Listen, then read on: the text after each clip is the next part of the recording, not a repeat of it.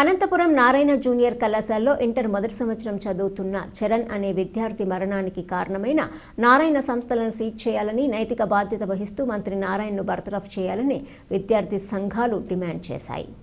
వామపక్ష విద్యార్థి సంఘాలు పీడీఎస్యు ఎస్ఎఫ్ఐ ఆధ్వర్యంలో ఇంటర్మీడియట్ ఆర్జేడీ కార్యాలయం ముందు ధర్నా నిర్వహించి ఆర్జేడీ శారదకి వినతి పత్రం అందజేశారు. ఈ కార్యక్రమంలో పీడీఎస్యు రాష్ట్ర ప్రధాన కార్యదర్శి కిరణ్ కుమార్, ఎస్ఎఫ్ఐ జిల్లా కార్యదర్శి ఎన్ రాజా మాట్లాడుతూ అనంతపురంలో నారాయణ కళాశాలలో విద్యార్థి మరణానికి నైతిక బాధ్యత వహిస్తూ రాష్ట్ర మంత్రివర్గంలో నుండి నారాయణ కళాశాల అధినేత నారాయణను మంత్రి పదవి నుండి బర్తరఫ్ చేయాలని డిమాండ్ చేశారు. విద్యార్థి చావుకు కారణమైన నారాయణ కళాశాల యాజమాన్యాలపైన క్రిమినల్ కేసులు నమోదు చేయాలని డిమాండ్ చేశారు. ఎస్ఎఫ్ఐ జిల్లా అధ్యక్షులు వై భాస్కర్, జిల్లా ఉపాధ్యక్షులు ఎస్ కనక, సహాయ కార్యదర్శి కె జ్యోతిర్మయి, పీడీఎస్యు జిల్లా ఉపాధ్యక్షులు కె భానుప్రసాద్, సిటీ కార్యదర్శి దినేష్, పీడీఎస్యు నాయకులు సతీష్, రోహిత్, మణికంఠ, ఎస్ఎఫ్ఐ నాయకులు సాహితీ, శివబాలాజీ, తేజ, సౌమ్య, మౌలి, ప్రసన్న, ధరణి, తనూజ, దివ్య, చింటూ, స్వామిప్రసాద్ తదితరులు పాల్గొన్నారు. విద్యార్థుల ఆత్మహత్యలు రోజు రోజుకి పెరిగిపోతా ఉన్నాయి.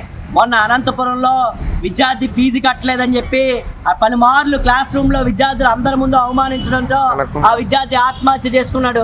ఆ వీడియో ఈరోజు సోషల్ మీడియా వేదికగా రాష్ట్ర వ్యాప్తంగా విద్యా వ్యవస్థను కుదిపేస్తా ఉంది. ఈరోజు అలాంటి సంగతిని రాష్ట్రంలో జరిగిన ఈ కూటమి ప్రభుత్వంలో ఉన్న ఎవరు కూడా నోరు మెదపని పరిస్థితి ఈరోజు కనబడతా ఉంది. ఈరోజు అధికారంలోకి వచ్చే ముందు ఈ కూటమి ప్రభుత్వం పేద విద్యార్థులకు విద్య అందించడమే మా బాధ్యత అని చెప్పుకుంటూ వచ్చింది. వాళ్ళ మేనిఫెస్టోలో అదే విషయాన్ని పొందుపరిచారు. మరి ఈరోజు ఈ రాష్ట్రంలో కార్పొరేట్ విద్యా సంస్థలు విస్తృతంగా ఫీజులు వసూలు చేస్తూ ఉంటే, పుస్తకాల పేరుతో దందా చేస్తూ ఉంటే, అడ్మిషన్ పేర్లతో దందా చేస్తూ ఉంటే ఎక్కడా కూడా వాటి మీద యాక్షన్ తీసుకున్న పరిస్థితి కనబడట్లేదు. మొన్నటికి మొన్న స్కూల్ ఎడ్యుకేషనల్ డైరెక్టర్ అయిన విజయరామరాజు గారు రాజమండ్రిగా వచ్చారు. రాజమండ్రి వచ్చి ఆయన విజయవాడ వెళ్ళిన సందర్భంగా ఓ ప్రెస్ మీట్ పెట్టి ప్రెస్ మీట్ వేదికగా ఓ మాట మాట్లాడాడు. ఈరోజు గవర్నమెంట్ స్కూళ్ళల్లో, గవర్నమెంట్ కాలేజీల్లో వాళ్ళు ఏవైతే అడుగుతా ఉన్నారో దానికి తప్పుడు సమాచారం అక్కడ ఉన్న ఉపాధ్యాయులు, లెక్చర్లు ఇస్తా ఉన్నారు. దాని మీద ఆర్థికపరమైన కమిటీలు వేసి చర్చ జరుపుతా ఉన్నారు. బాబు విజయరామరాజు గారు, మేము స్పష్టంగా అడుగుతా ఉన్నాం, మరి ఇదే స్కూల్ ఎడ్యుకేషన్ సంబంధించి ఈరోజు నారాయణ విద్యా సంస్థలు, శ్రీ చైతన్య విద్యా సంస్థలు విస్తృతంగా ఫీజులు నియంత్రణ లేకుండా వసూలు చేస్తూ ఉన్నారు.